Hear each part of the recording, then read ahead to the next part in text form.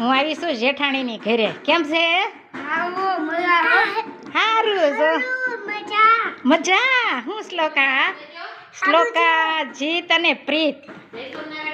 જય સ્વામિનારાયણ. હું હાલે તબિયત પાણી હારા ને?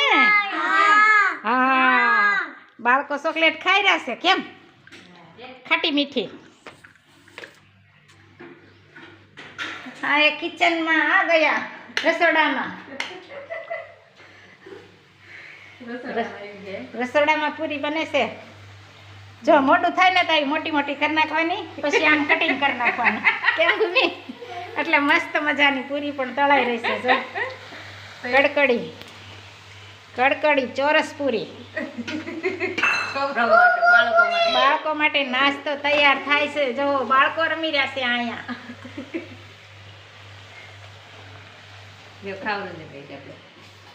મસ્ત મજાની પૂરી કડકડી તૈયાર થાય છે. જોઈ શકો છો. જય સ્વામિનારાયણ. જય સ્વામિનારાયણ. કાકી પૂરી તળી રહ્યા છે. કાકી પૂરી તળી રહ્યા છે નાસ્તા માટે, છોકરાઓ માટે. મસ્ત મજાની. આ તીરપા દુકાને જાય એટલે ભૂમિ કે આવજો.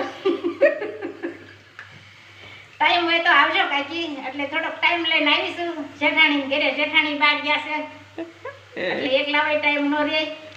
નાના નાના બાળકો કેમ, એટલે પૂરી તળવામાં થોડીક મદદમાં આવીશું. જય સ્વામિનારાયણ. દેશી ઢોકળા. આજ તો લોટ થોડો અને કચુંબર સાચી. આમાં હું સુધારો કર્યો છે?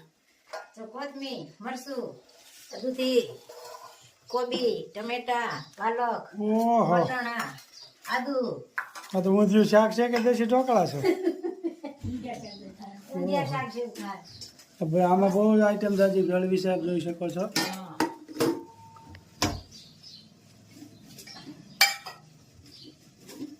આઈટમ બહુ જાજી પડશે. આ વખતે હળદર અને મરચું છે એટલે થોડીક ચટણી અને ધાણા જીરું આ બધું હોય ને તો તીખાશ ઉપર હોય ને તો થોડુંક વધારે ભાવે. કોબી કાચો મસાલો કહેવાય. બરાબર. અને આ મોર અને આ સાજીના ફૂલ.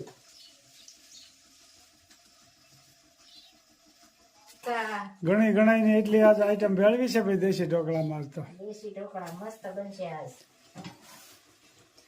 દર વખતે પાલક પાત્રા જ નાખીએ છે ને, એટલે આ વખતે બધો મસાલો નાખી જોરદાર.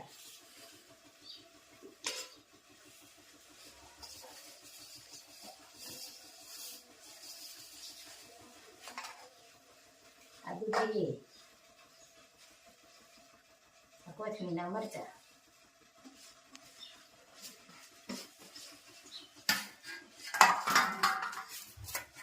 આ કોબી, આ ટમેટા ઝીણા દેશી ઘરના ખાટા મીઠા, ખૂબ સરસ મજાની આઈટમો ભેળવી છે આજ તો. ઓહો, અને આ વટાણા, ઊંધિયું શાક જ થઈ ગયું છે આમાં દેશી ઢોકળા. અને આ આદુ. કેટલી કુલ ટોટલ આઈટમ થઈ? 10 થઈ. અને આ પાલક. પાલક તો શરીરની માટે બહુ સારો. બહુ થાય ને.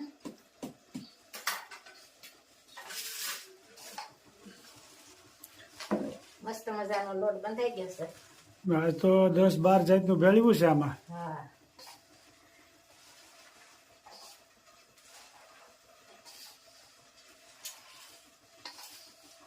લોટ બંધાઈ જાય એટલે મૂકશું ઢોકળા. મસ્ત મજાના દેશી ઢોકળા. સરસ મજાના તૈયાર થયા. નીચે પાણી ભર્યું છે ને? નીચે પાણી. વરાળથી જ બફાય. વરાળથી જ બફાય એટલે સરસ મજાના બનશે. આજ તો ખાટા આઈટમ નાખી છે. 10-12 જાતનું ભેળવ્યું છે. બાહુ કે જો બહુ જાજુ ભેળવ્યું છે આજ તો. મસ્ત મજાના બનશે. સરસ મજાના દેશી ઢોકળા બની ગયા છે ને જમવા પણ બેસી ગયા. ચટણી ને દહીં ને લીંબુ ને મૂળા. કેમ બેના? મસ્ત હો. 2-3 જાતની ચટણી હોય. કેમ છે બા ઢોકળા સારું છે ને સરસ છે ને આજ તો કોબીન બધું નાખ્યું છે ને દૂધી ને કોબીન પાલક વટાણા બાકી વસ્તુ હતી એટલી બધી નાખી દીધી તો સારું થાય ને બા મસાલા વાળું હોય તો મસ્ત મજાના ઢોકળા અજરે મોચારે સપનું આવ્યું રામજી વનવાસ ગુરુજી મારે જાવું છે રામની પાસ નાથી ભરતજી શાલિની સરિયા આવ્યા વન રાવણ મોજાસ ગુરુજી મારે જાવું છે રામની પાસ અહો ભરતજી તમે ક્યાંથી ને કેને દેખાડું વનવાસ ગુરુજી મારે જાવું છે રામની પાસ નાથી ભરતજી શાલિની સરિયા આવ્યા રાવણ મોદાસ ગુરુજી મારે જાવું છે રામની પાસ અહો ભરતજી તમે ક્યાંથી ને કેને દેખાડું વનવાસ ભરતજી તમ ઘેરે જાઓ મારા વીર માતા કૌશલ્યા બહુ રુદન કરે છે ધારણ દેજો એને ધીર ભરતજી તમ ઘેરે જાઓ મારા વીર આપણા પિતાને પ્રણામ કહેજો માતાને દેજો આશીર્વાદ ભરતજી તમ ઘેરે જાઓ મારા વીર વાંજિયા હોય એને પુત્ર દેજો પારણીએ દેજો આશીર્વાદ ભરતજી તમ ઘેરે જાઓ મારા વીર